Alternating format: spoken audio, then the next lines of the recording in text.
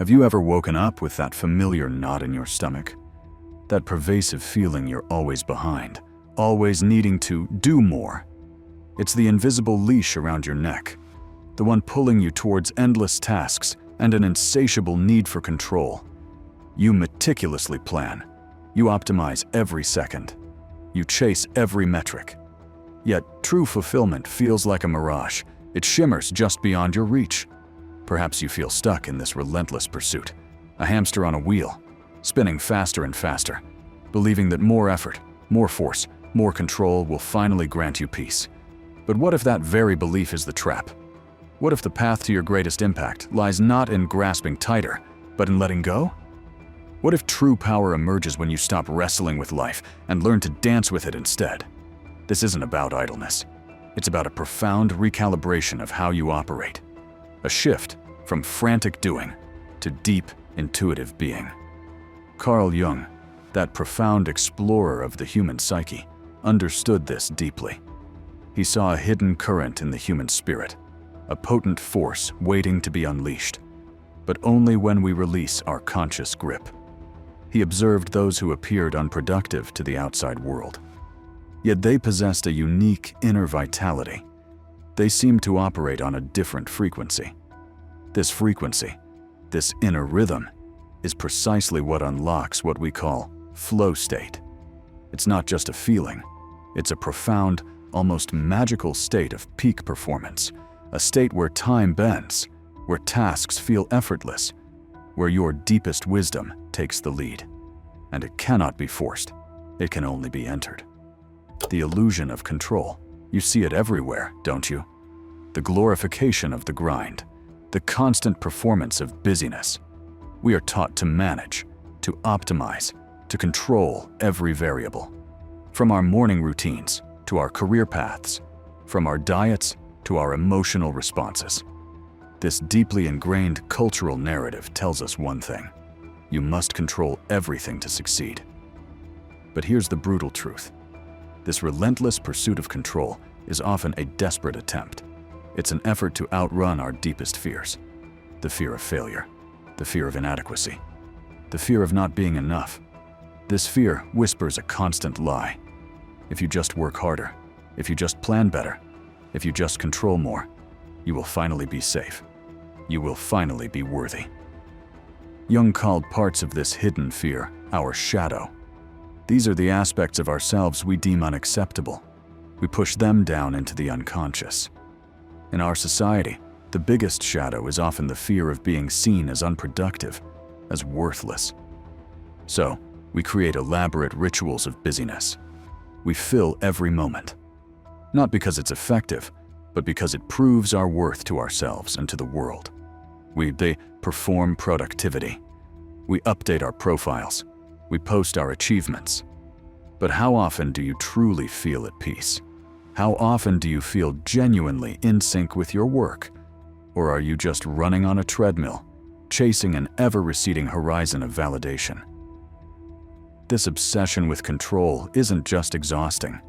It's crippling your greatest potential, your most profound ideas, your most creative solutions. They don't emerge from forced effort. They don't spring from rigid schedules. They surface from a deeper well, a place beyond conscious manipulation. This is the realm of the unconscious. It's where genuine flow originates. While your conscious mind strains, the unconscious mind plays, stores. It processes. It connects. It creates. But it demands one thing: that you loosen your grip. It requires you to stop chasing control. It asks you to trust a process you cannot fully comprehend. If this idea resonates with a part of you that's tired of the constant battle, perhaps consider joining this ongoing conversation. It's a journey into the hidden truths of the psyche, the rhythm of creation. Think about the most brilliant minds throughout history: Einstein, Tesla, Jung himself.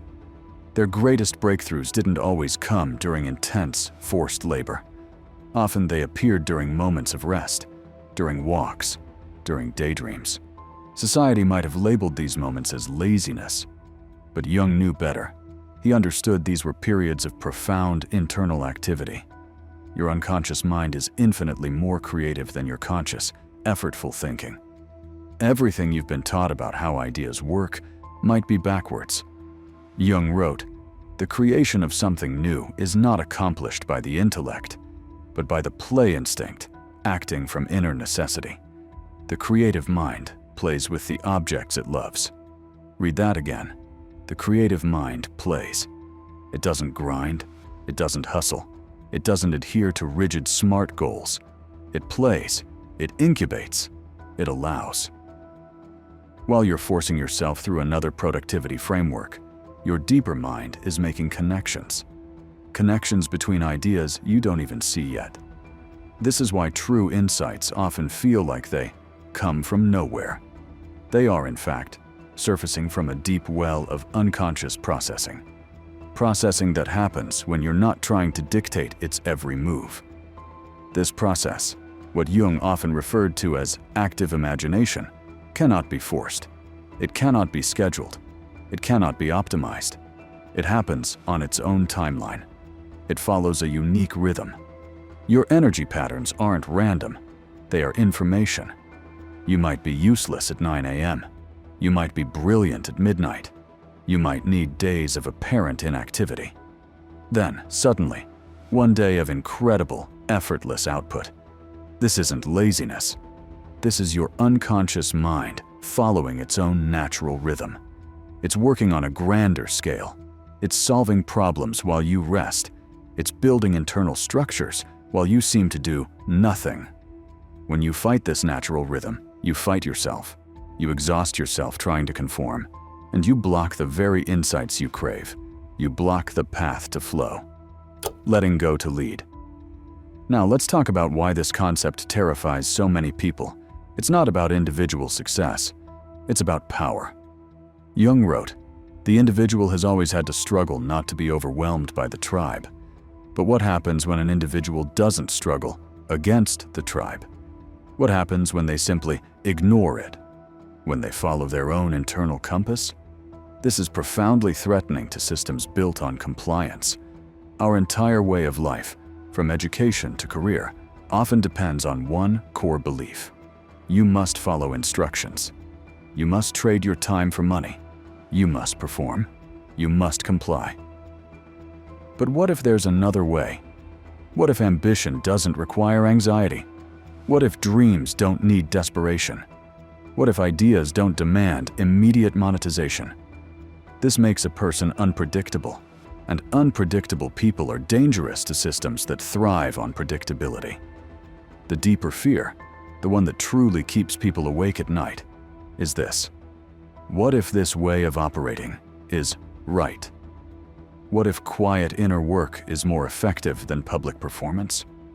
What if dreams pursued from a place of peace manifest more powerfully than dreams chased in panic? If this is true, then millions have suffered for nothing. They have sacrificed their mental health, their relationships, their happiness, all for a system that was never designed to serve them. Jung observed, "Your vision becomes clear when you look into your heart. Who looks outside? Dreams. Who looks inside? Awakens."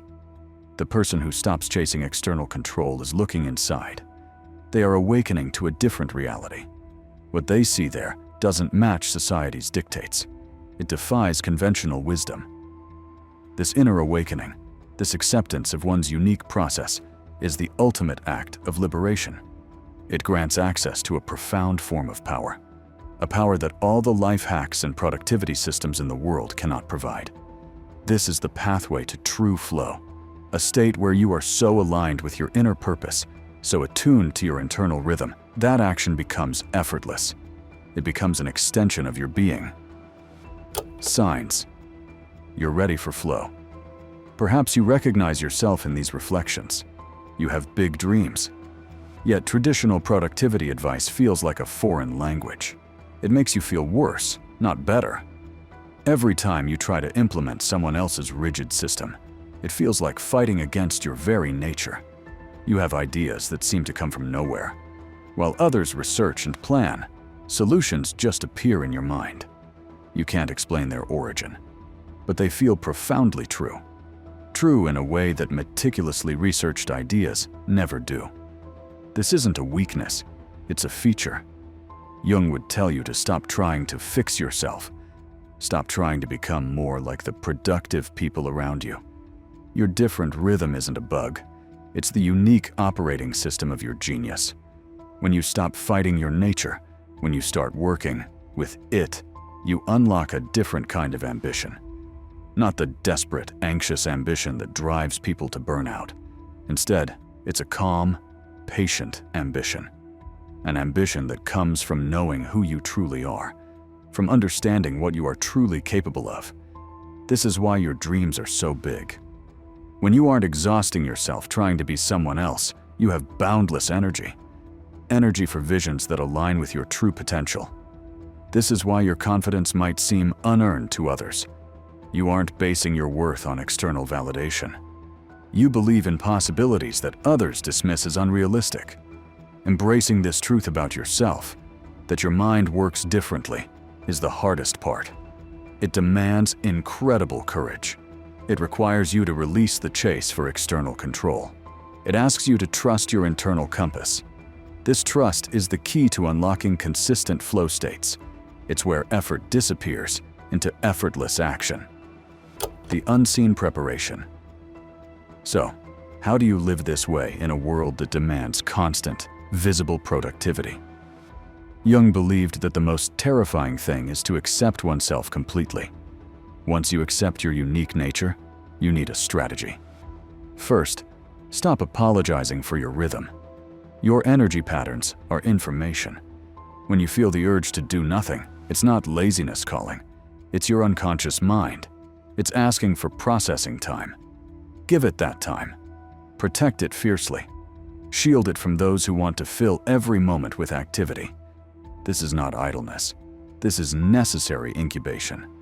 Second, learn to distinguish between true rest and mere avoidance.